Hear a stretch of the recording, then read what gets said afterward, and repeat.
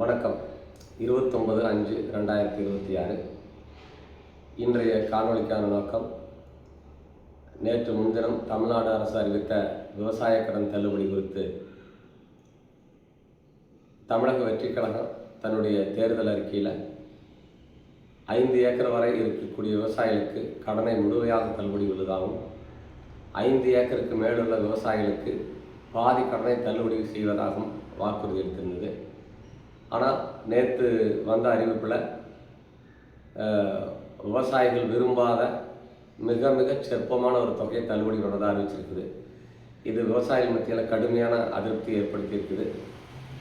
தமிழக அரசு உடனடியாக இந்த கடன் தள்ளுபடி உத்தரவை திரும்ப பெற்றுக்கொண்டு தன்னுடைய தேர்தல் வாக்குறுதியில் என்ன சொல்லியிருந்தீங்களோ அதை நடைமுறைப்படுத்தணும் அப்படின்னு கேட்டுக்கிறோம்.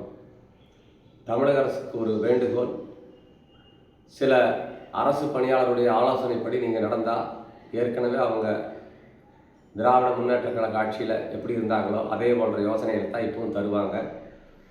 ஆகவே தமிழக அரசு விவசாய சம்பந்தப்பட்டவர்களுடைய ஆலோசனையை கேட்டு, குறிப்பாக உங்களுடைய கட்சியினுடைய வேட்பாளராக திருவண்ணாமலை தொகுதியில் அறிவிக்கப்பட்டிருந்த திரு அருள் ஆறுமுகம் அவர்களை அழைத்து பேசி இந்த விவசாய கடன் தள்ளுபடிக்கான ஒரு முழுமையான திட்டத்தை அறிவிக்க வேண்டும் என கேட்டுக்கொள்கிறோம். இந்த திட்டம் தமிழக விவசாயிகள் மத்தியிலே அரசின் மீது ஒரு மிகப்பெரிய அதிருப்தியையும் கோபத்தையும் ஏற்படுத்தி இருக்கிறது. ஆகவே தமிழ்நாடு அரசு உடனடியாக தமிழக வெற்றிக் கழகத்தினுடைய தேர்தல் வாக்குறுதிப்படி முழுமையான கடன் தள்ளுபடியை மேற்கொள்ள வேண்டும் என கேட்டுக்கொள்கிறோம். நன்றி, வணக்கம்.